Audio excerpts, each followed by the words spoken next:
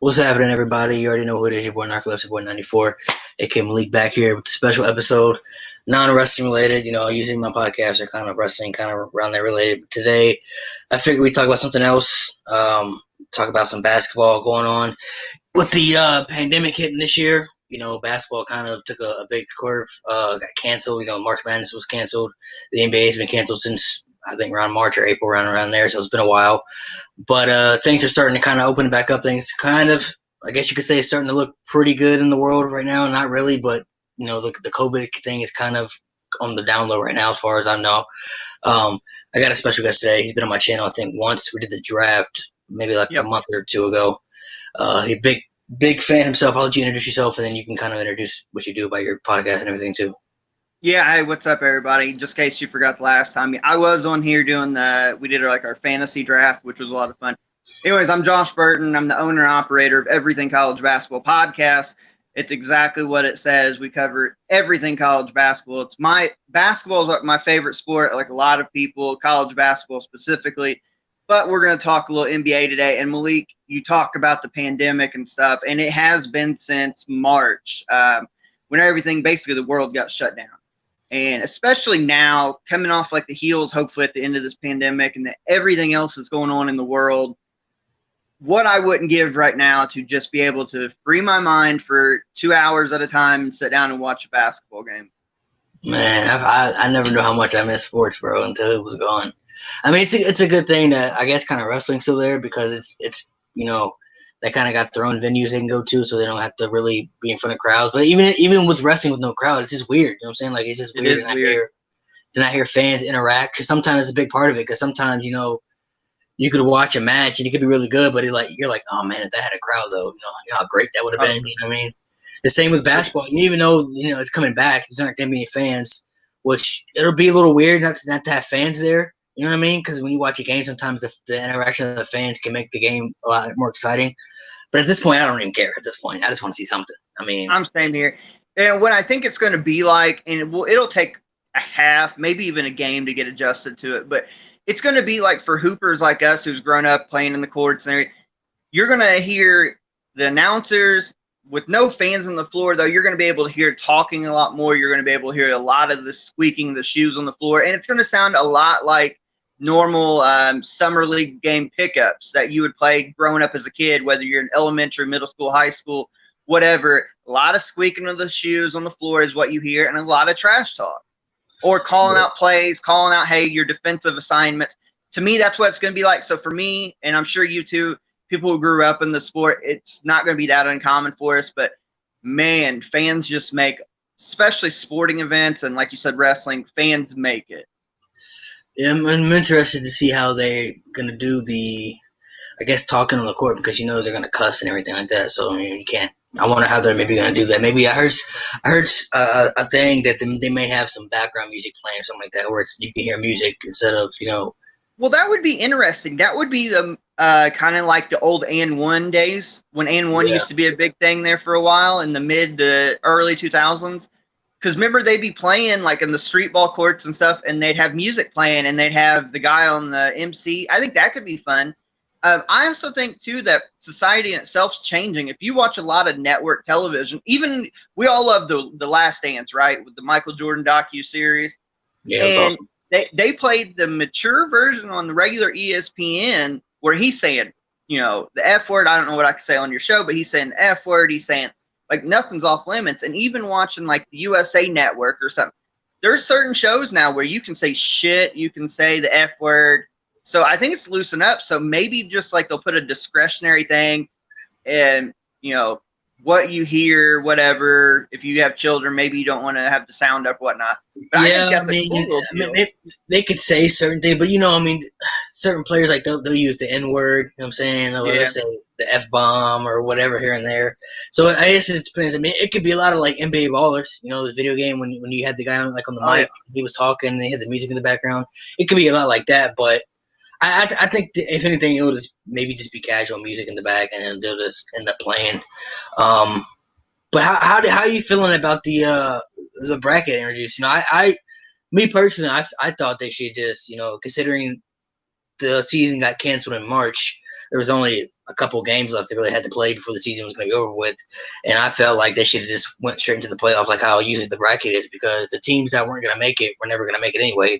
Their teams were already under 100. You already know who was going to make. Like, you knew the Lakers were going to be in there, the Clippers, the Bucks, Boston. Those all those teams had good records where they were already playoff teams secured. You know what I mean? So I figured they should why not just go straight into the playoffs? Because I get some people may say it's unfair for some of those teams, but looking at some of these teams that are in the 16 bracket, some of these teams aren't going to make it. You know they're not going to make it. The biggest teams that I guess a big thing to come out of this, I guess we could maybe see the Clippers and Lakers, in the finals, which could be cool, or the Bucks and Lakers, which I think a lot of people have predicted anyway, or the Bucks and Clippers. But I figured they should just go right into straight to the bracket, because I could see if the season got canceled like in December or November, that would have been different because there was still a lot of basketball left. But in March, you only had 1 month left of basketball, and then playoffs start right after that. Yeah. No, I'm with you. I actually would have liked them to go straight into the playoffs, but so what they're doing for people, I guess, they're maybe out of the loop.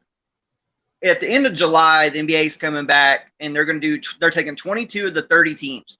Basically, those other 8 teams were completely far away from the playoff contention. The reason they came up with 22 is because you had all your teams who had already had playoff spots locked, and I have those standings here. So when the season ended, 6 teams from the East had already clinched playoff spot. The Bucks, the Raptors, Celtics, Heat, Pacers, 76ers. The West, you had 6 teams as well. The Lakers, Clippers, Nuggets, Jazz, Thunder, and the Rockets. So the 7 and 8 seeds were on the line for East and the West. So what they've done is those teams that are still in contention are within, I think they said like 2 games, got invited, and they're going to play an 8-game regular season to finish this out to get the playoff seeding.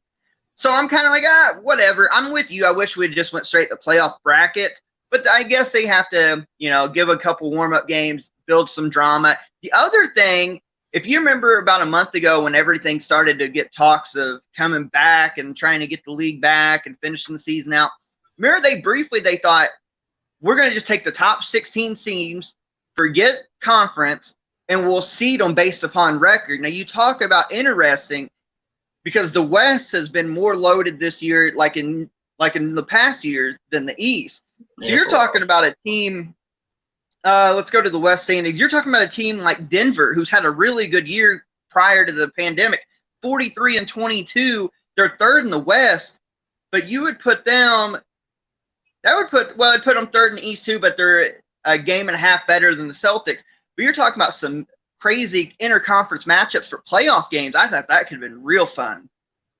Yeah, they talked about that for a while. I know they talked about that like on SportsCenter and ESPN for a while. Some people have been for it. Some people haven't been for it. Depends on, I guess, your outtake on it and what it could look like. But I'm not. Excuse me. I'm not like upset about the bracket that they have now, because it's still the playoffs. It's still going to be pretty much the same. I'm assuming the 7 games, I guess, or leading up to it. I'm still pretty much going to be the same. So I know they said that the season could end in October. But the next season will start up in December again. So, what I hope they do at least, because this could backtrack a lot of shit. What you do is, you just start up in December, but you gotta shorten the game so that way the finals still happen in June. You know what I mean? That way you can still have the finals in June, and then just go back to and then next year in 2021, leading up to 2022, you go back to the real regular season again, because everything's got this kind of thing backed up. So hopefully something good come out of this. I didn't want the season to end with no champion, because I didn't want the conspiracies of who could have won, who would have won between the Lakers and the Clippers. That's the game everybody wants to see, the matchup. Some people for the Clippers, some people for the Lakers. And then, I hate when they have those conspiracies like, oh, they would have won if they had. But when some of these happens, you wouldn't have known because they didn't, because the pandemic hit. You know what I mean? So it's like, man, and the fact, something like, it's just, you never had a season without a champion. You know what I mean? So it's like it takes away something from everybody. You know what I mean? And you got to look at some of the other stuff. Like LeBron's 35 now, right? He's not getting any younger. Yeah. Even though he's still playing at a high level, he probably could be the MVP this year. He's 35, but he's going to be 36 next season. So it's like, he could have missed out on this opportunity The Clippers feel like they could have missed out because they got a loaded team too. Giannis with the Bucks, they got a loaded team. They got one of the best records. So it's like a lot of people could have missed out. So that's the one thing I didn't want to happen. If when they first started talking about they're gonna have no fans, being in the NBA, a lot of players said they weren't gonna play without fans, and then the coronavirus got more serious than anybody expected. So they shut down everything. So now nobody cares. So now they're going to play without fans. But at least somebody's going to be a champion at the end of the day. I think that's all that matters. You know what I mean? Even though it would be one of the weirdest, most bizarre championships you've ever seen in your lifetime if you were here to experience it, at least something's going to happen. I'm just happy that something's going to happen because if they had canceled the league like they did March Madness, I think that would have left a lot of uncertainty that didn't need to be there. No, I completely agree with you. To your point too about next season, and you're right. So the plan is right now is to finish start at the end of July, like July 31st, go through, finish the NBA championship and all that, have a brief off season, and to start the next season like December 2nd. So basically what it would be like we've seen in years prior in the NBA, like I'm thinking 1999, for example, when we had the NBA lockout. Or even just more recently, what was it, 2011, we had the lockout. So basically you go from 82 games down to like 55 or something. And it's a sprint. It's a full-on sprint. Every game matters. And I think that every year we've had a lockout, seemingly, in the last 30 years, those seasons have been crazy fun because people have to continue to play. There's no resting in between. There's no like back-to-back doubleheaders like, hey, I'm going to set the sec because every game matters. So I think next year could be a lot of fun. And then like you said, finish out in June, everything goes right. And then 20, 21, 22, you get back to normal. And I think that's what's going to happen here, to be honest with you, Malik. I think even with like the way everything's going to be, I think we're about to see some craziness happen in the playoffs because now you think about teams who are in playoff contention are already set in the playoffs that maybe have lost key players due to injury. They've had time, unless it was like something like you blew your knee out, they've had time to recover now.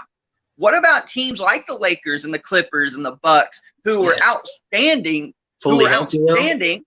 Yeah. But now they've had this long layoff. Who's to say they're going to be the same coming back? And who's to say a team like, I'll use the Pacers since I'm a Pacers fan. They were just starting to get healthy again. Oladipo had started to come back. They were trying to find a rhythm in him in the offense again because Malcolm Brogdon had been doing a fantastic job since he was gone. What if the Pacers now, they've had all this time, Depot's finally had extra months to get healthy. What if the Pacers come out and just start steamrolling teams? Right. I mean, that's the thing we don't know because all the stuff that we've taught and been taught prior that these teams are good. Well, now you've taken months away and they haven't really had a chance to even play together. They've probably worked out individually because they're professional players. But at like this teamwork, camaraderie, live action, that means a lot. So let's see if the Lakers and the Clippers and the Bucks, let's see if they can continue to roll. I think it's going to be interesting as hell. So before everything happened, who did you predict was going to be in the championship? Well, I definitely thought it was going to come down between the Lakers and the Clippers. I favored the Clippers, and here's why. I thought defensively, and we'd seen them already go head-to-head a time or two. I think defensively, when it came down to nut crunching time, I think that the Clippers had more weapons to be able to throw at LeBron and AD. I thought when it came down, and I know like Devontae Green, or not Devontae, Danny Green, I was thinking of his brother. Danny Green obviously stepping up, hit some shots for the Lakers, but I don't know if they had those like that extra third guy who could really take the load off or hit a big shot when needed. I favored the Clippers to make the finals out of that matchup, probably in a 7-game, 4-3 type deal. And in the East, I really don't know because I'm not high on the. Well, I should rephrase that. It's not that I'm not high on the Bucks because I think that they're outstanding. But at some point, like we've seen last year when they ran into who was it, Toronto or Philadelphia beat them? Raptors. I think, the Raptors. I think the same thing will happen. I think Giannis, until he learns to consistently hit a jump shot, I think playoff time, it makes him easier to guard, if that makes sense. Out of the East, before the pandemic, I don't know, man. Boston, maybe. I like that team with Kemba and them, Marcus Smart and company. Jason Tatum had started to get back to form. I think probably I would have had the Clippers and Boston, but the East could have been anybody. Yeah, the Clippers are really good. I think the Celtics have a better team than Milwaukee. To me, they do because they got more pieces. Obviously, Giannis is one of the top three best players in the game right now. But like you said, he doesn't have a consistent jump shot. That's the thing with him. He's 6'11", and obviously he's the most dominant player in the game right now. You know what I'm saying? Yeah. He easily gets to the back. It's a dunk or a layup. He's not going to miss because he's so long and lengthy. But he doesn't Right. have a jump shot, man. And if he can get a jump shot where you had it's kind of, it reminds me kind of like a lot of LeBron. When LeBron first came to Right. the league, his couple years, they would leave him open to shoot the ball. Now he's such a good 3-point shooter, you have to guard him on the 3-point line because he can hit from three now, and he can hit the mid range jumper. So that was able to allow him to be a threat in all type of ways because now he can shoot, and he was already strong enough taking the paint. I mean, once he gets his shoulder down into the paint, nothing you can do about it because that's just a bucket right there. So Yeah. Giannis is the same way. I mean, if he can get a jump shot down, man, he would. My goodness gracious, man, Yeah, I'm if terrified. he ever, and he don't need to be able to shoot. I'm not talking about he don't have to go from Yeah, like he doesn't have to be like. 20% I'm not from saying he has to be like Steph Curry type thing. You know what I mean? But right. you have to. As long as his shot is kind of like LeBron, like you have to respect his shot now. Like even That's people always want to say LeBron can't shoot. I'm like, bro, if LeBron open, he gonna hit that shot now. He will hit that shot now. see, that's the thing. And Giannis, he just needs to shoot between 32, 34% from three, just enough to keep you honest. And then he'll blow by you, like you said, the athleticism. He's a great defender because how long he is. It could be interesting. I'll give you one team in the East because they are so young and they had been playing well. At the time, they were the 4 seed in the East, 41-24. The Miami Heat, Jimmy Butler had turned that team around. Tyler Hero lighting it up. Bam Adebayo, an NBA All-Star this year. They've got Duncan Robinson shooting threes. That's a team, especially you get in these playoffs. That's a young team that can defend and put up points in a hurry because they can shoot the ball from outside with a quick turnaround, basically a dead sprint for these NBA Finals. I wouldn't be surprised at all if the Heat end up in at least the Eastern Conference Finals. I don't know. To me, I think they need another piece to that team. I mean, Jimmy Butler definitely turned the team around, which was a big surprise. No, they're a lot better than I thought they were going to be this year. I'm not going to lie to you. Jimmy Butler going to the team was a good fit for him, but I didn't think they was going to be as good as they were. But I think in today's NBA, it's not like how we grew up. You know what I'm saying? You have to have at least one or another All-Star to make something happen. When we grew up, there were teams that had maybe one All-Star and would get far, you know what I'm saying? But you always had teams that were just – you always had another star, at least to give you over the hump. And I think for Jimmy Butler, he's going to need that. There's been talks, that they might pursue Joel Embiid down there or something like that. I've heard talks about that. So that would be a good fit for him. Embiid down there with Adebayo in the paint, those two, and then with Jimmy Butler, because Jimmy Butler got along with Embiid in Philly. There were talks too, not to cut you off, but there was talks at the beginning of the year too that they were saving salary cap to make a run at Giannis. Yeah, too. I heard Golden State's going for Giannis too, though. Yeah. So. Oh my dear Lord. Look, if you put him on that Golden State team with a healthy Steph and a healthy it's Clay, a GG. It's a GG. He wouldn't need to be able to shoot. Forget all that talk we just had about him shooting. He just plays like he normal plays. That's a championship team right there. Forget about everything too. And this guy Andrew Wiggins too. He could be a solid role player. And obviously you would sign other. They would need to sign other good role players too. But I know Giannis and KD. You know what I'm saying? But Giannis is still Giannis. You know what I'm saying? He's young. Go ahead.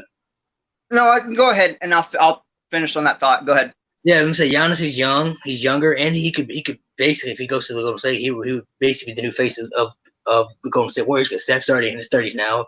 Clay's in his 30s. Draymond's gonna be in his 30s soon. Giannis is like 25, 26 years old. You know what I'm saying? He got a lot of good years left in him. So I know he's not KD, and what makes KD so special too is that he's the same height as Giannis, but he could shoot. He can shoot and he can drive. So that's why he's so incredible because you have to worry about him in so many multiple ways. So that's what made that team so deadly because you added Steph, Clay, and KD. You're like, what's going to stop that trio right there? That's nothing that's going to stop them. So any of those guys can get 40 a night if they wanted to. I mean, that's an easy 40 points. And peep this too, because people are kind of sleeping on it. Because Steph was hurt, because Clay was hurt, and basically the Warriors just kind of took a down year. They just played it around. They're going to be in the lottery. There's a chance that they could end up with a top 3 pick.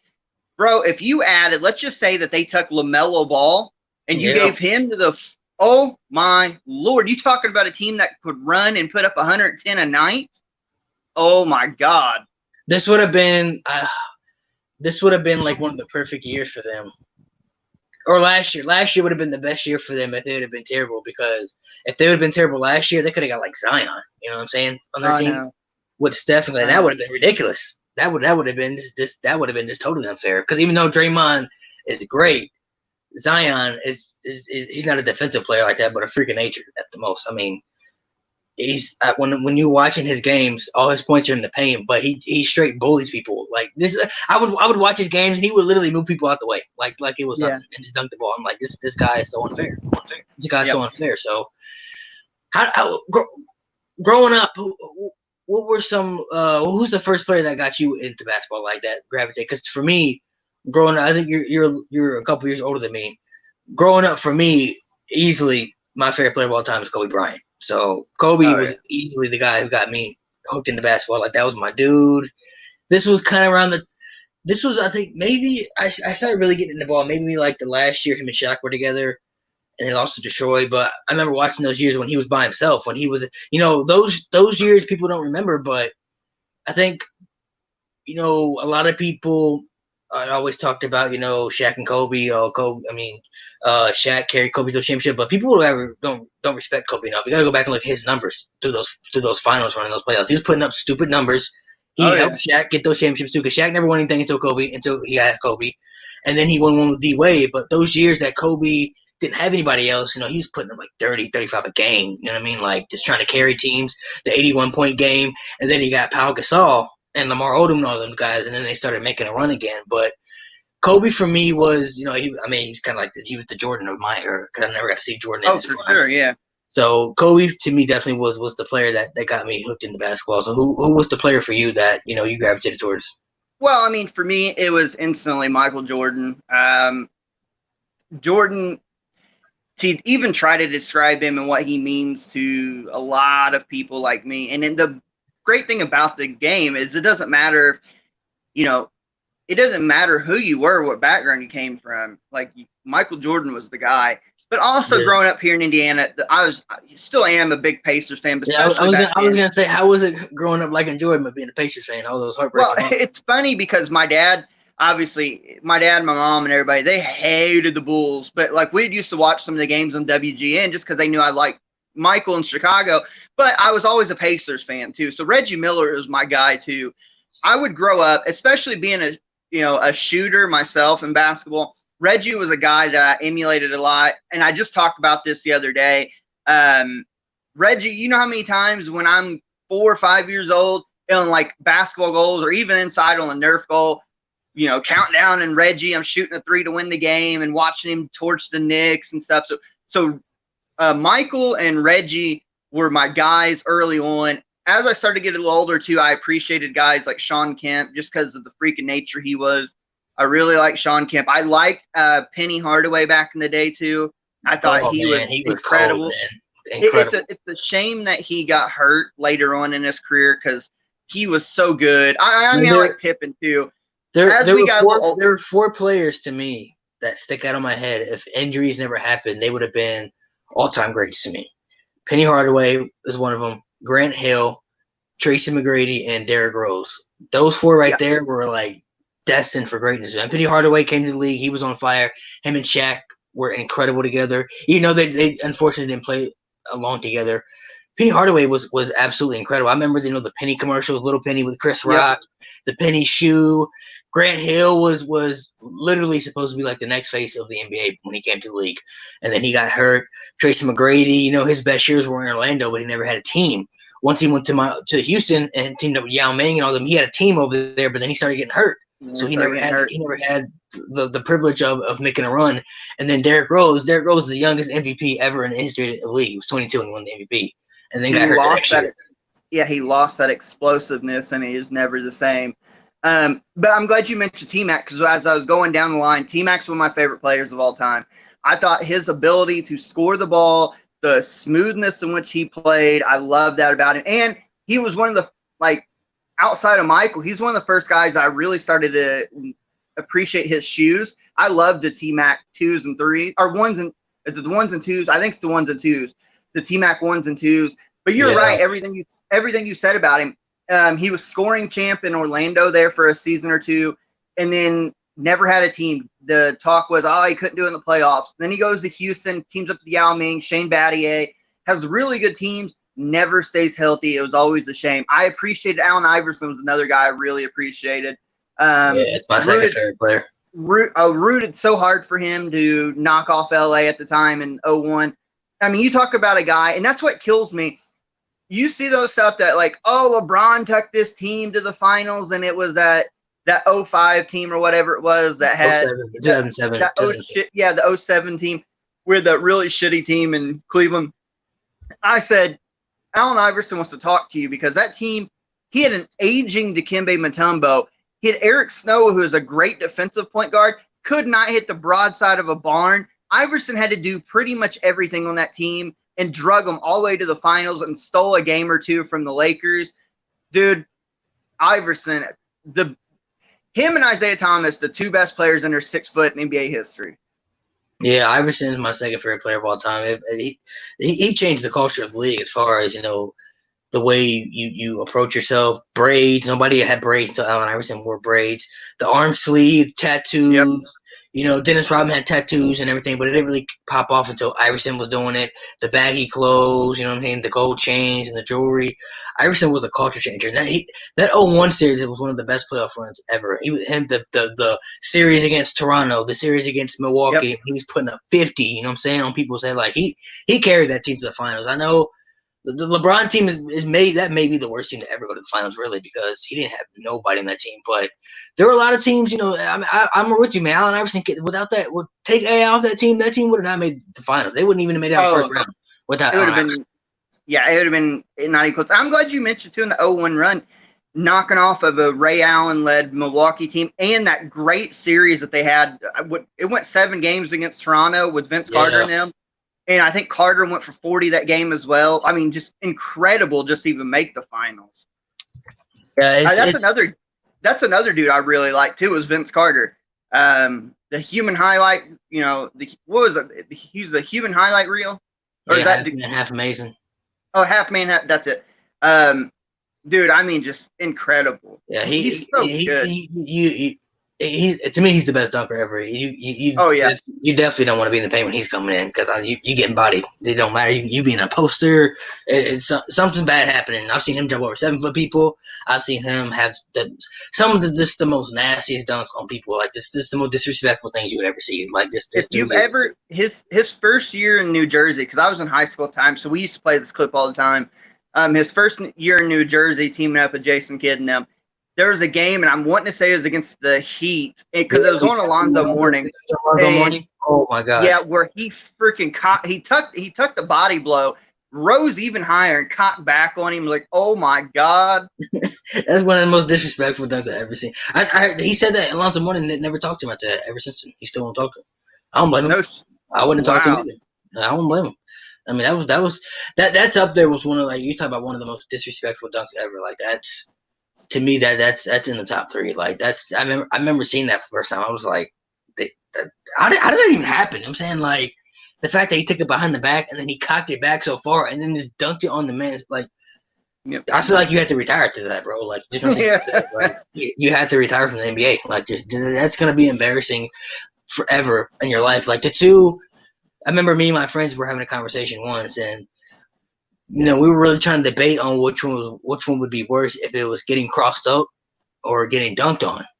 And It's like, man, that's tough, bro. I guess it really depends, man. Like, it depends. I guess it depends on the person. Was like, if you had to get crossed up by AI or get dunked on by Vince Carter, I honestly probably say I'd rather get crossed up because I don't want Vince Carter balls all in my face dunking on me. You know what I'm saying? Right. Like, he jumps so high.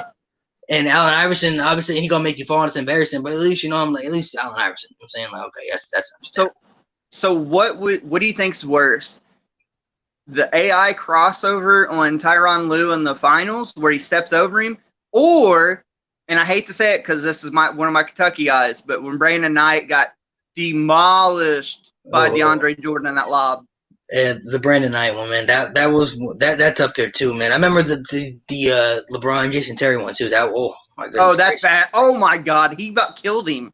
that was so bad. First off, when you look at these, DeAndre Jordan dunking on Brandon Knight was bad, and I don't know why Brandon Knight decided to go up there. Maybe he just didn't recognize it at first, but that was so insane. But the Jason Terry one, man, I felt bad for him. I really did. I just, if you go back and watch it, he's trying to get the ball, he's distracted, and then LeBron's coming, and by the time LeBron's coming, he's already halfway up in there where this man can even decide to move out the way. And he just dunked all over him, and he just looked at him, and it's just bad, man. When he dunked on him, he looked down at him. He's like, "Come on, man, really?" Yeah, it's. Hey, I'm gonna give you two guys that late. I didn't. How should I put this? I wasn't really like a huge fan of them during their like real peaks, but as they started to get towards retirement, and I started going back and really thinking about it, I appreciated them more. And I think two guys who changed the game in their different ways: Steve Nash and Dirk Nowitzki. Two white guys two non-American white guys at that. I think completely changed the game in different ways. What do you think about Nash and Dirk? Well, Dirk's okay. So Dirk's my fourth favorite player of all time. He's in my top 5 favorite players of all time. I always like Dirk. Steve Nash was always great. I love Steve Nash, but to me, a lot of people love Steve Nash, but I always like Jason Kidd. Jason Kidd was Yeah. always the one to me who I thought was better because like Steve Nash always had them good teams, but like Jason Kidd to me could do more because I remember him getting triple doubles. I remember him being able to pass, and then once he developed that jumper, he was able to shoot. He was able to do a lot of things. So Jason Kidd to me, I don't know, man. There's something about him. I feel like a lot of people didn't appreciate him in his prime. Steve Nash, I remember they were the first team to really kind of develop in the small ball with Mike D'Antoni and all them when they got Mark Stoudemire and they had Sean Marion and all them guys. They were incredible. And I remember those battles with the Lakers, because me being a Kobe fan, I remember them battling against the Lakers head to head. I always liked Steve Nash, but I remember, I always liked my 2 favorite power forwards. I always like were Dirk and Kevin Garnett. Those were the 3 I always liked. And it broke my heart when Kevin Garnett went to Boston. That shattered my dreams, man. That hurt me so bad when he went to Boston because he wanted to come to LA and play with Kobe. He wanted to come play with Kobe, and I'm like, man, him and Kobe would have played together. That'd have been multiple titles right there. Couldn't convince me otherwise. But Dirk, though, man, let me tell you this: the 2011s, Dirk 2011 playoff run is one of the best playoff runs ever, too, because I remember watching when he swept my Lakers, and I'm like, man, they really just swept my Lakers. I was salty. And I remember I'm obviously continuing to watch basketball, but I remember watching those games against OKC and the games against Miami. And I remember telling people once they swept the Lakers that they were going to go to the finals because people still were doubting them. And I was like, bro, they're going to go to the finals. First of all, they just swept the champions of last year. And they're going to get OKC. OKC don't have the experience to me that the Mavericks do because they're more experienced, they're old, and even though Dirk was the only All-Star, they got a bunch of good role players. They had Jason Terry, who was incredible that series. Sean Marion, Tyson Chandler, even Jason Kidd. Deshaun Stevenson was hitting threes off the bench like crazy. They had a really good team. Now, once they got to Miami, everybody to me, I didn't think they had a chance. To be honest, I was like, oh well, this is the end for them. I didn't think they had a shot at all. And then game 2, they come back down from like 20-25, right? They're on fire. And then I remember watching that series, and I'm like, man, if they win this championship, because I still didn't know if they were going to win, because Miami just, when you have LeBron, D-Wade, and Bosh, like, well, how are they going to beat them? You know what I'm saying? It's a team just looks so unbeatable. But I'm like, man, if they beat Miami, Dirk Nowitzki, to me, will go down as the greatest European player ever in the history of basketball to me at that time, because not only is he going to win a championship, but he doesn't have another All-Star. He was the only All-Star on the team, and he's beating a team that nobody thought they were going to beat. They were like the ultimate. Like, to me, since I've been alive, that's the only, maybe in the Detroit series when Detroit became champion, that was like the ultimate underdog championship team right there. They won. It's like nobody thought Dirk and them were going to make the playoffs. Nobody, not the playoffs, but make the finals. Nobody, and when they got to the finals, nobody thought they were going to beat Miami. But, man, they went in there, and Dirk was just incredible, man. Like, I remember just being fascinated with his game. He was 7 foot. He could shoot the 3. He could drive. His defense wasn't his best side of the game, but it was just his style of play, you know what I mean? It was just like, you would see him play guys like Chris Webber, and they couldn't stop him. Guys like Kevin Garnett, who was a great defensive player, they couldn't stop him. Yeah. Tim Duncan couldn't stop him. You know what I mean? So I just remember being fascinated by his game.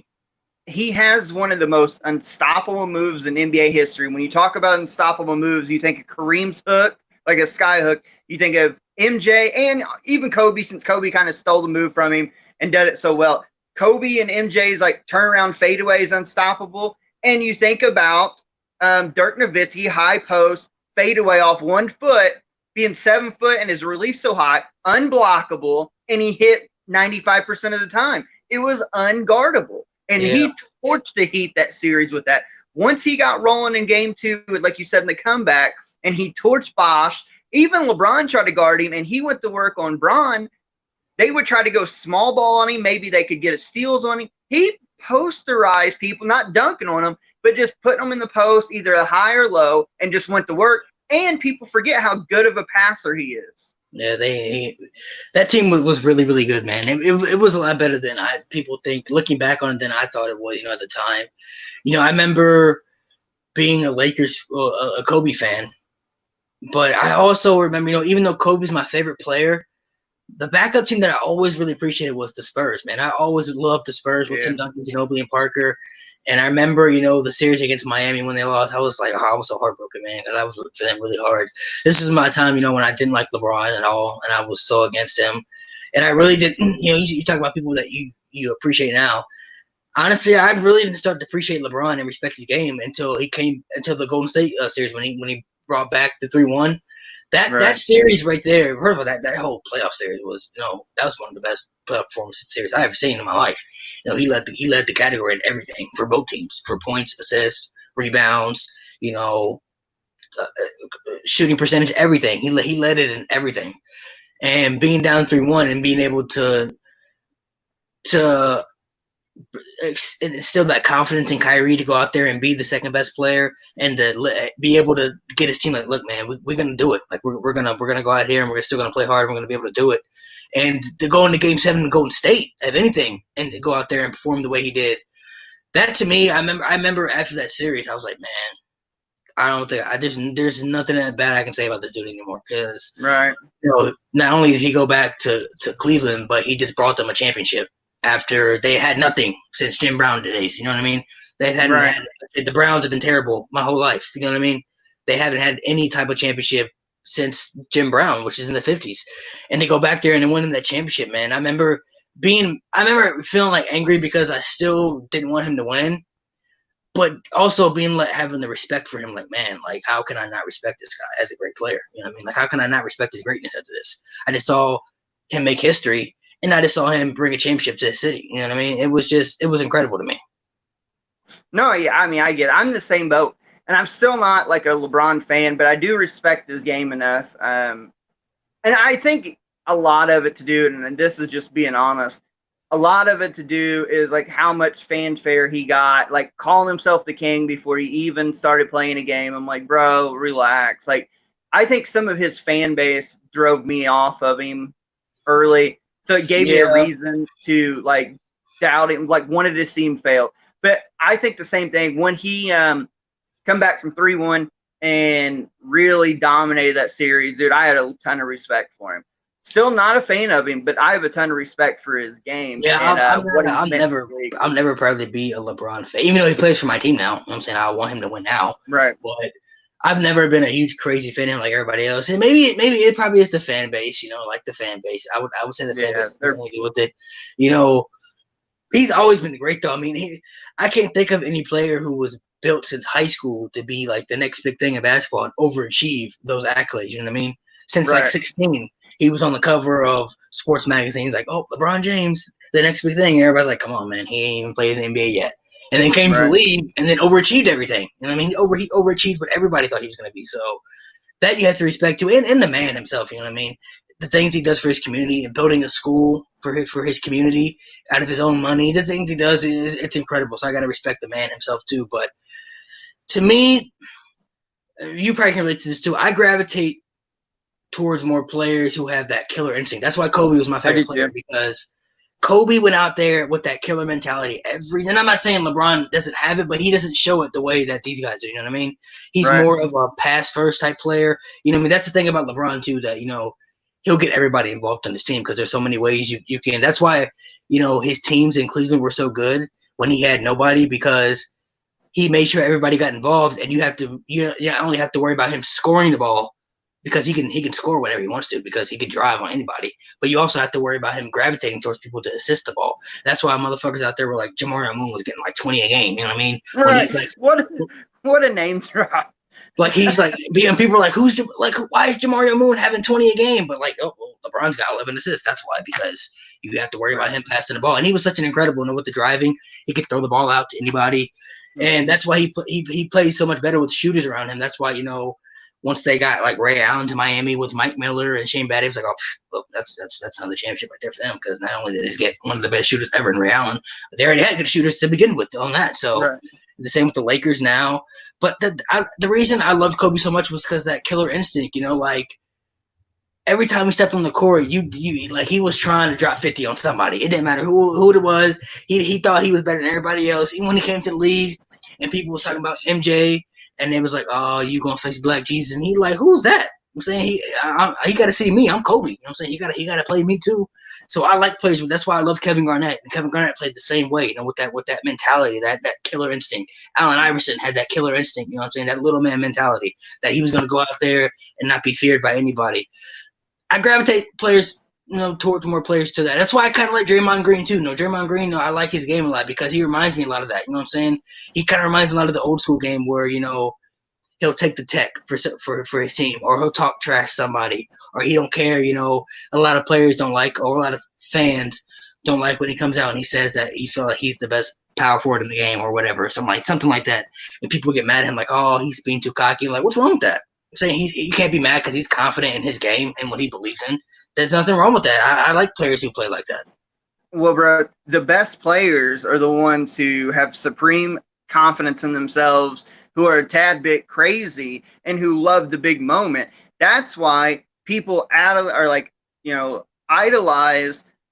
Magic Johnson, Larry Bird. Those two motherfuckers, not only did they win, but they drug. And I know they had good players and teammates around them, but when it came crunch time, those two were stepping up because they wanted the moment, they wanted the ball, they wanted to make the play, and they wanted to win.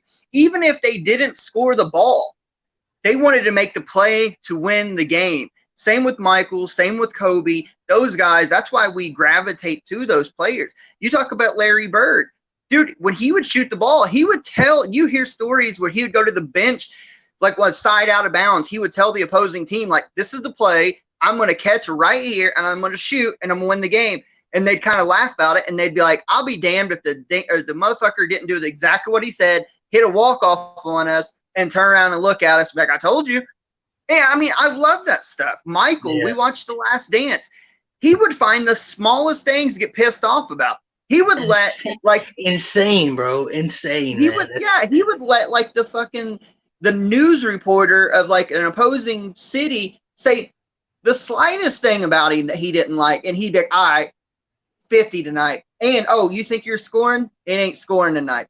And I love that, dude. That crazy mentality. You've got to be slightly crazy to be great. And I love it. And I think too, that's a part of the reason why, like, LeBron to me does not have that like step on your throat instinct. He doesn't have that. And I think it's evidenced by, and I think going back to it, part of the reason why I've never really cared for him that much. I mean, I respect him, but dude, Kobe, Michael, Bird, Magic never left. Did they play on some good teams? Yeah. But those players came to them not because they asked, not because those guys, either they got drafted there or they were an older guy, like in Bill Walton's case, who's aging and got picked up. He was a former All-Star.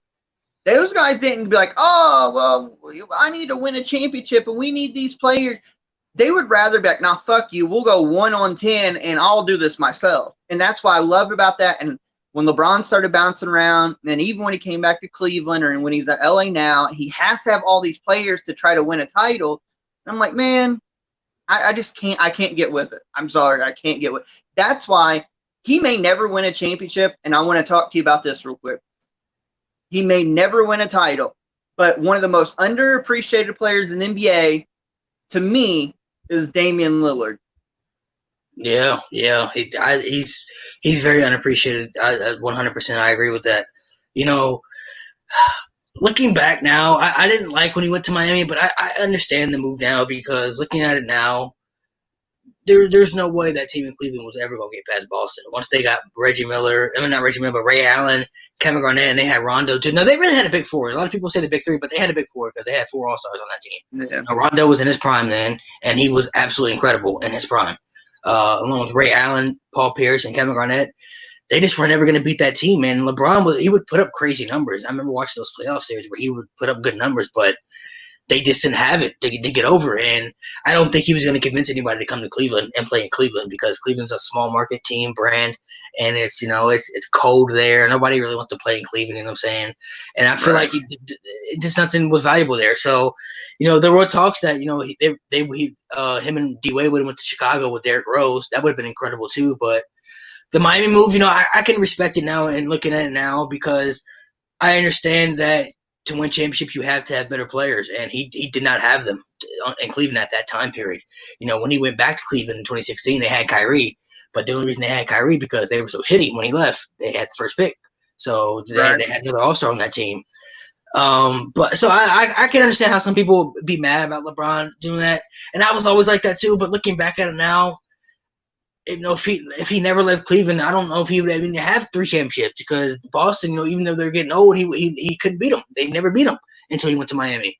And once they got to Miami, that's when everybody knew like, okay, well now they have a chance to beat Boston, And there were a lot of you got to think of all the other teams that are also on the come up. When he left Cleveland in 2011. When he left Cleveland in 2010, the Pacers a couple years later when they had Paul George, Roy Hibbert, and all them, they had squad, on that Pacers team. If LeBron was still in Cleveland, then the Pacers could have beat them at the time period. Right. So that could have been another team. He'd be like, man, now I got to get through this team too. Well, even the Knicks for 2 or 3 years there when they put Melo and Amari and J.R. Smith and all those guys, they had a nice little squad. That Pacers team had to knock them off. And to get to Miami. Yeah.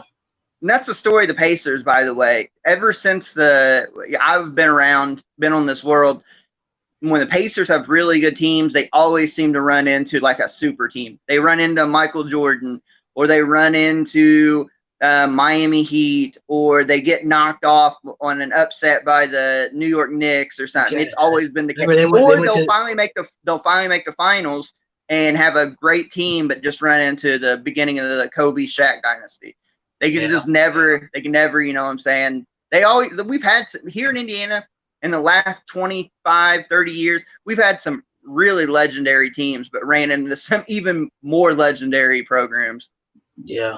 I mean, if anything, the one move that I really hated was the Kevin Durant one. Now going to Golden State, that to me was like, are you kidding me? Like, I was one of those people who said that he was going to leave OKC because, once they lost to, Golden State in that fashion, he had been with there so much, and I was like, man, him and Westbrook is never going to win to me. I don't see it happening. I just can't see it at this point.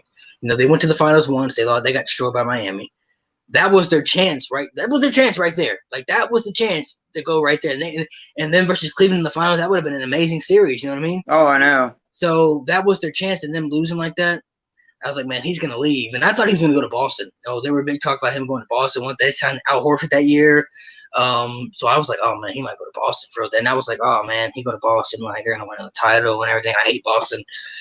But then he went to Golden State, and I'm like, well, he's going to Golden State with with Steph, Klay Thompson, and Durant. Who's going to beat that team? Nobody's going to beat that team. Nobody's going to. I was like, man, that's so sickening to me, man. I couldn't believe it. And I was like, I feel like I got robbed of basketball for all those years because every year you know who's going to be in the finals. You knew who Golden State was going to go there. So who's going to beat them in the playoffs?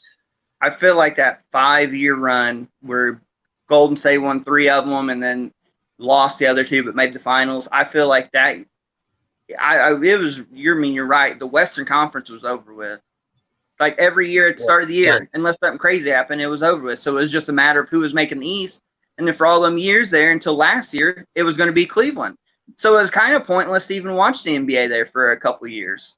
Because you knew even though Cleveland had LeBron, he would dominate the East. But once he meets Golden State, he don't have the pieces to beat that team. Yeah. They have too much. When you have the two best shooters in the game, the two best backcourts in the game with Steph and Clay, and then you add top three best player in the world with Kevin Durant, and then you have Draymond, one of the best defenders in the league. Come on, man.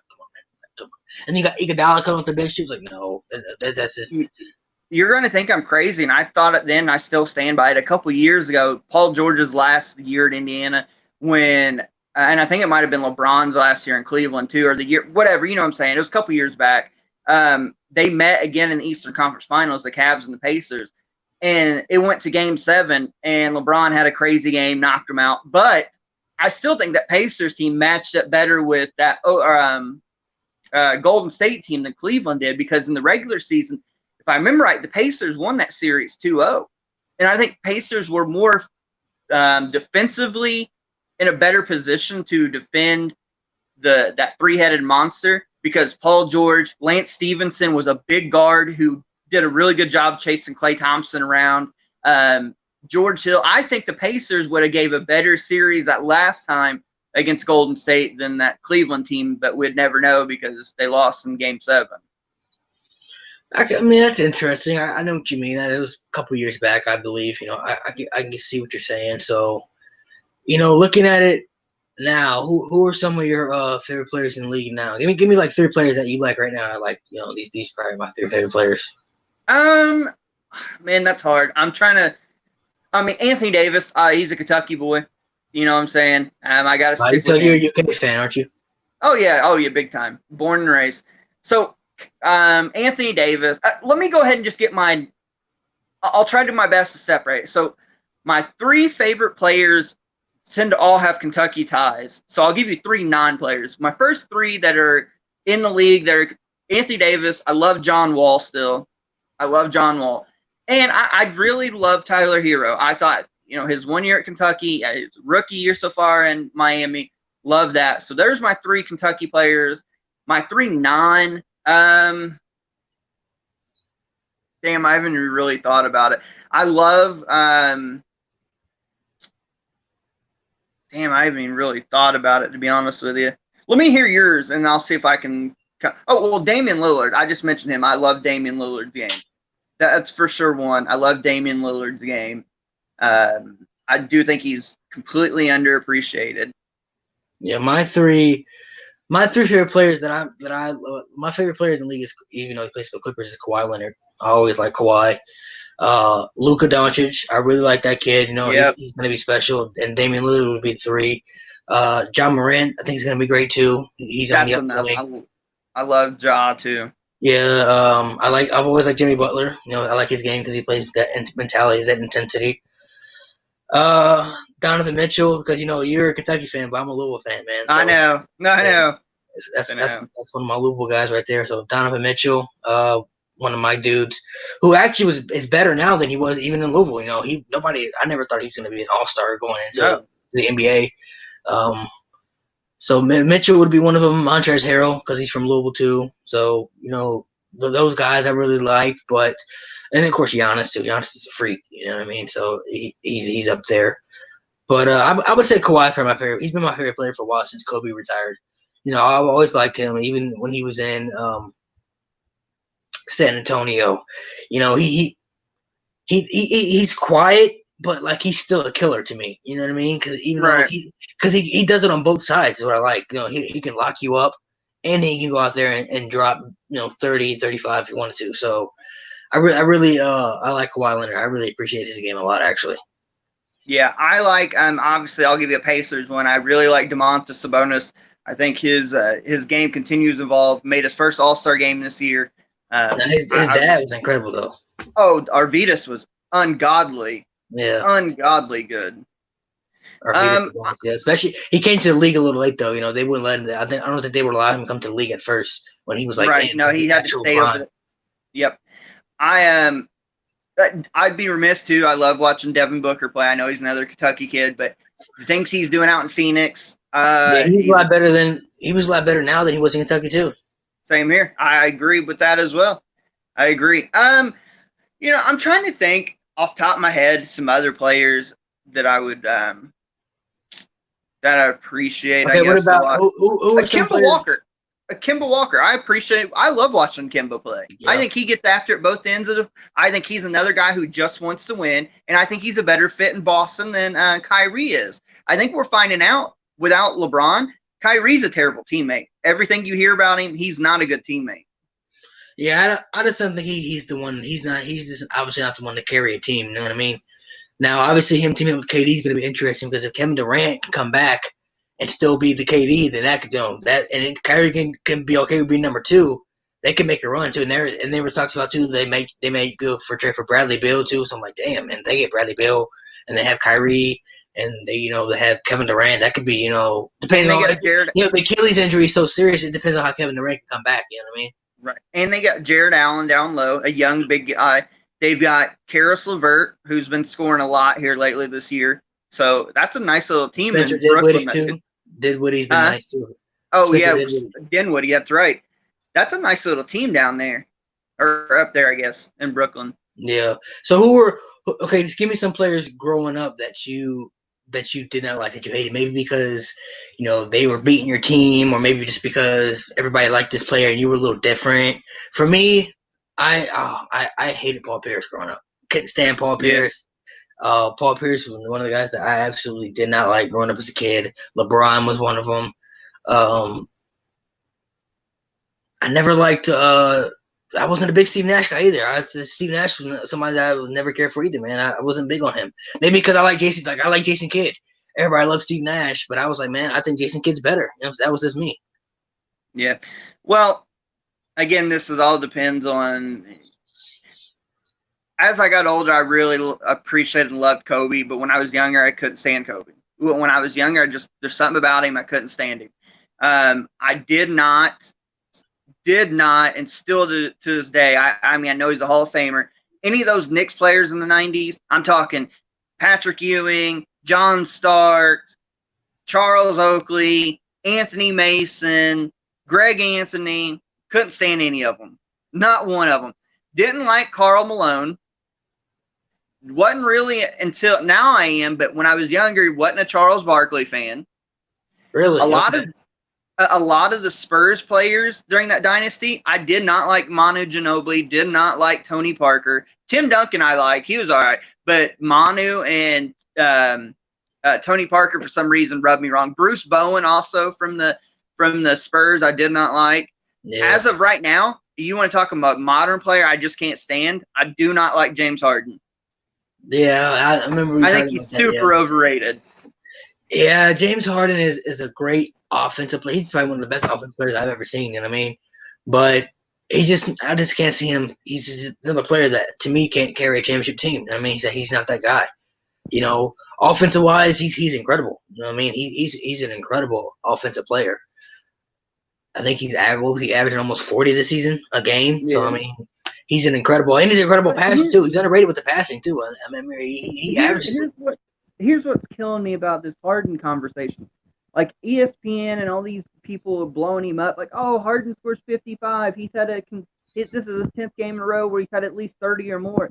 But he's getting 40, 50 points off of 50 shots. That's not impressive to me. When Michael or Kobe would go for 55, they would do it on, 23 of 31 shooting, not fucking 23 of 50 shooting. That's not impressive to me. Yeah. If you need to take 40 or 50 shots to get 40 or 50 points, that's not impressive to me. I'm sorry. Yeah, one player that I don't like in today's game, man, that's tough, man. I don't. Let me think. There's probably somebody sick in my head. I'm probably not just thinking of on top of my head. There's so many players that I like nowadays. I don't think I really despise anyone off the top of my head. Maybe like Devin Booker. Like I don't really like Devin Booker, to be honest. He's not like somebody that I care for. Right. Maybe if they had a better team in Phoenix, maybe. But Phoenix hasn't been good in so many years, since Steve Nash era. But I can't really say despise hate anymore because now that I'm 23, I can't really hate and despise anybody who's a great player because you have to respect their greatness at the end of the day because they're great for a reason. Not Right. everybody. When you go to the league, everybody knows how to play basketball, but only the great ones are going to become great ones. You know what I mean? When you come to the league and you're playing with big boys, you're playing with grown men. Only some are going to make it into that. That's why, looking at it now, that's why I have to respect LeBron because I'm saying they built him up since high school. You know what I'm saying? When he came to the league, you don't think people looked at that like, oh, this kid will come in here and be something special. But he's just so naturally gifted. He's just so good. Like he's just so good overall that he just became one of the greats. And like I said, he overachieved, man. Like 6'8", 250, can pass the ball very well, can score the ball very well, can defend good on when he wants to at times.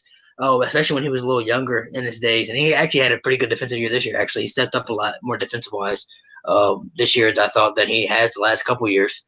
But you look at players like that, they're just gifted freaking natures, you know what I mean? Look at somebody like Giannis, too. Like, Giannis he just has a freaking nature gift, you know what I mean?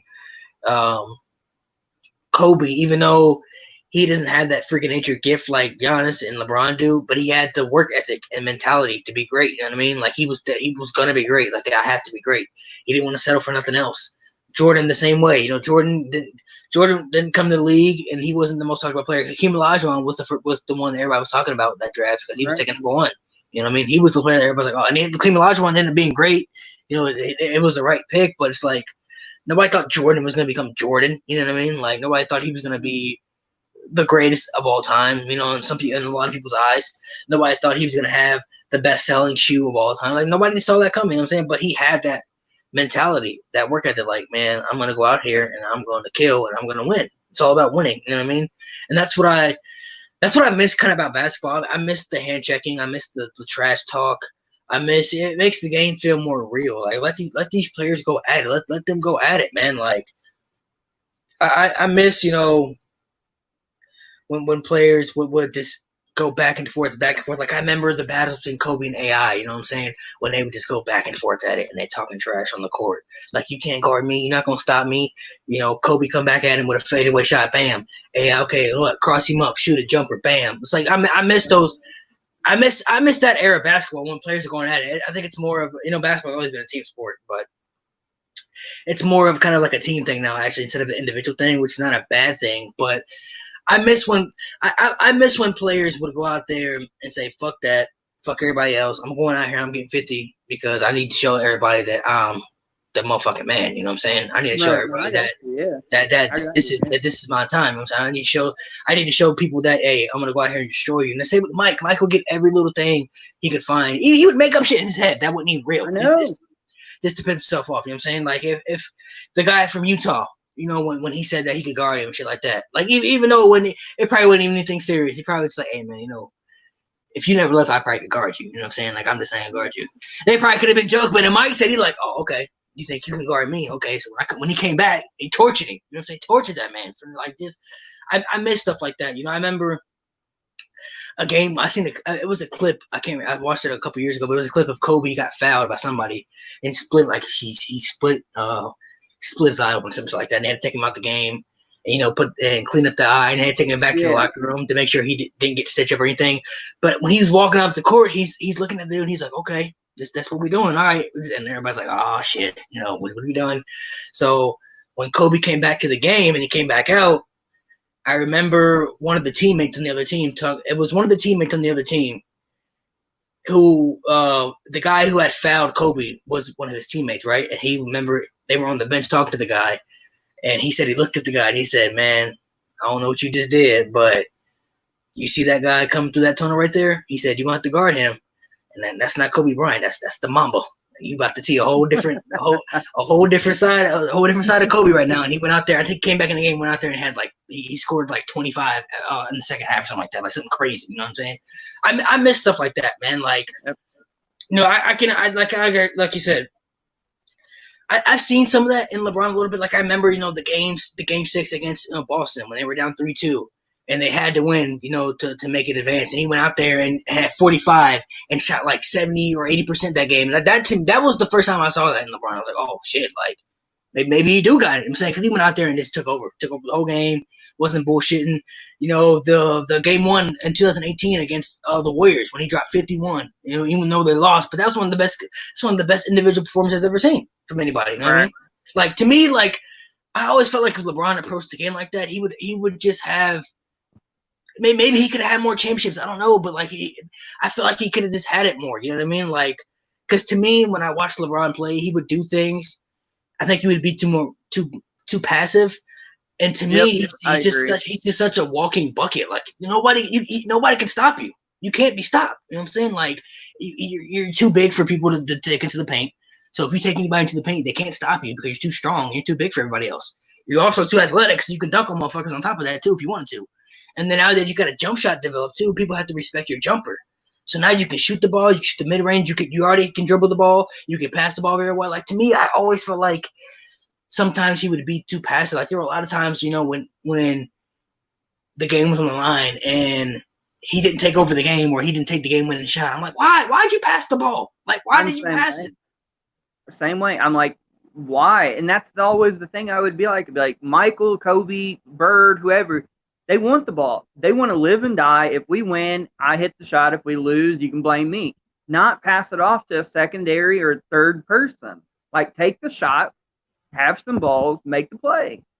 And I'm not saying, we've seen a lot of we've seen Kobe and Michael. We've seen them pass those plays. You know what I'm saying, but it was the right time. You know what I'm saying? It was the right time for those plays. You know, when Paxson hit the big three in the Phoenix series, that was the right play at the right time because they needed the three, and he was the best shooter on the team. When Steve Kerr hit the shot, Michael said, "Hey, they're gonna double team me, Steve. Be ready because I'm passing it to you." All right, bam. Perfect timing. Kobe in a lot of situations with the alley with Shaq. Hey, Shaq, when you gonna dribble, everybody think I'm gonna shoot the ball. I'm gonna drive the alley oop to Shaq. Bam, that would seal the game. You know what I mean? There's a right time and right place for everything. And I felt like LeBron, sometimes he just doesn't. Sometimes to me, like he tries to be too passive in the fourth quarter when it's like, bro, go out there and get your 20 in the fourth quarter, and then if it comes down, if there's 30 seconds on the clock and you're trying to get a bucket and they're going to double team you, okay, draw the double team and then throw it out to the three for your 3-point man. Here's the best way to explain that is that with Michael, Kobe, whoever like that, they made those passes because we weren't expecting it. Everybody in the building thought they were shooting it and it was the right play. LeBron, we expect him to pass. So when actually he does take the final shot, excuse me, hold on. You're right. When he does take the final shot, that's more surprising to us. Everybody expects him to pass. Kobe, Michael, because they're so attack-minded, those passes became available because you're attacking the score. It's like when I coach and I teach my players, especially my guards, yes, a play, maybe we have a design pass, but you've still got to attack the rim every single time. You got to turn the hill if it's on a high ball screen. You got to attack the score every time because if you attack the score, the pass is going to be there. If you attack the pass, it's rarely going to be there. Always attack the score, and that's what Kobe and Michael did. That's the reason those passes in the right situations were open because they would run doubles at them. LeBron's always been so passive, and we're more surprised when he tries to shoot the final one. Yeah, and like I said, there's nothing wrong with being passive. You know what I'm saying, like LeBron, to me, I would love to play with LeBron because I know he's gonna give me the ball. I'm saying, I know he's gonna look for me. You know what I'm saying at times. So I would love to play with the man, but to me, it's just like he said, man. Like when you look at Game 6 against Utah, right, when Michael Jordan stole the ball from Malone, there's no way he was passing that ball. There's no way he could have missed that shot. He wouldn't have cared, but I'm not passing this ball. I'm saying in this time moment, we need the shot. I'm taking the shot. You know what I'm saying? When you look at, when you look at games with Kobe when he took game winning shots, with the one against Boston, I think in the regular season when they needed a bucket to be up like one or something like that, and he hit a fadeaway in Ray Allen's face. It's like you knew he was shooting that ball. You're not passing the ball. You know what I'm saying? And there are certain times for certain passes. You know what I'm saying? When Kobe passed to Ron Artest in Game 7, he hit the big three in the finals, right? Kobe passed the ball because he had a terrible game that game. I'm saying he didn't play well that game. So he was getting double teamed, but he was shooting like 7 for like 25 or something like that. You know what I'm saying? Like he didn't have a good game that series. And Ron Artest was playing okay. He's playing decent. Ron was open. Bam, give him the ball. Ron shot the ball, made it. Bam, it works. You know what I'm saying? But I feel like there's the right timing for a lot of these passive plays. You know what I mean? Like, there were a lot of times, when LeBron would look for Kyrie, because Kyrie's real clutch in some of those moments. So there was a lot of times, when Kyrie would hit the ball, or D Wade when he was playing with D Wade, and D Wade would hit the ball. You know what I mean? I feel like there's a period in time, but like I always wish LeBron would have been more aggressive. You know what I mean? More aggressive towards those moments, because to me he's so gifted and so good. Like I said, nobody who can stop him 1-on-1. Nobody can't stop him. It's impossible. No, I got you. Yeah, I'm 100% with you, man. So I'm with that too. But hopefully, this year, hopefully with everything going on, hopefully we can get some good basketball coming back with it coming back and everything. If you had to make a final prediction, I don't know where he went. Probably just left. So,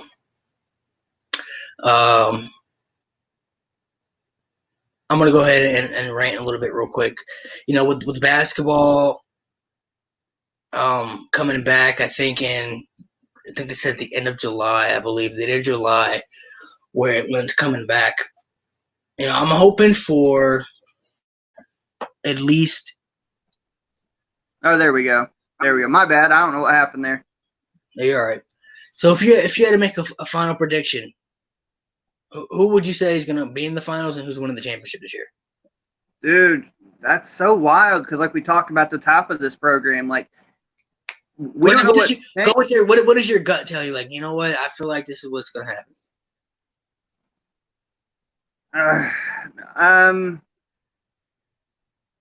I'm going to say I'm not picking against the Lakers because we got a team this year. Even though the Clippers have a really better defensive team, I feel like in the 7-game series with LeBron and AD and everything, I feel like we can get it done.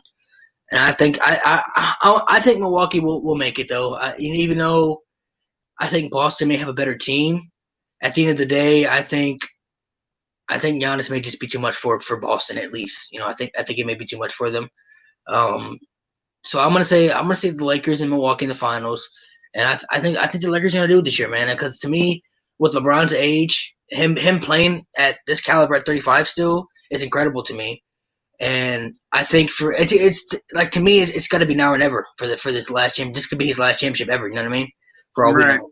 And I think this 4th championship will be very important. Well, it is very important to his legacy, because not only would he win 3 championships with 3 organizations, you know what I'm saying, with the Miami Heat, the Cavaliers, and the Lakers, but I think it's gonna elevate his legacy a lot more too. You know what I mean? As far as having 4 championships, but having 4 championships with 3 organizations, I think it's gonna be a big deal.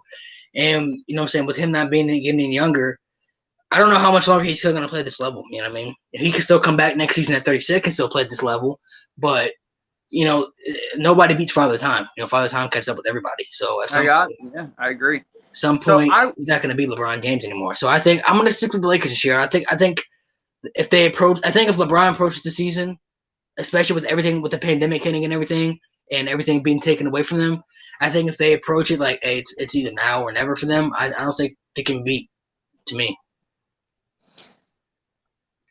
I originally said the Clippers and Boston. I think your reasoning's right. I'm still want to see how all this plays out, conditioning, getting back into the flow of things. But you got to remember, Anthony Davis was playing like at a MVP level too before the pandemic came out. So I'm going to say the Lakers come out of the West. And I don't know if I want to stick with Boston. We'll go with a homer pick here. I think Indiana comes out of the East. I think Oladipo was starting to get healthy. They were starting to gel. When they're playing well, Indiana's got, you think Domantas Sabonis and Miles Turner as a 4-5 combo is lethal because they both can step out and shoot, both good defenders, both rebound. Malcolm Brogdon's a good 3-and-D player and at a point guard spot. The Pacers might be missing like another, maybe a bench contributor at this point, but you also, I think TJ Warren's a big body who can score buckets. He can go for 25 if needed to on a night. Give me the Lakers and the Pacers. Who wins the title? I don't know. I think it could be a toss-up between the one, but I think as far as the finals, the Lakers and the Pacers. I like that. So I'll let you go ahead and sign off and tell everybody, where they can find your stuff or your contact, whatever you want to plug in. You can plug in all your stuff that you have, and then we'll go ahead and sign out. Yeah. Again, this is Everything College Basketball. Go to the Facebook group. That's where you'll find literally updates night and day, 24/7, 365. Just type in Everything College Basketball in the Facebook search bar. You'll find their group.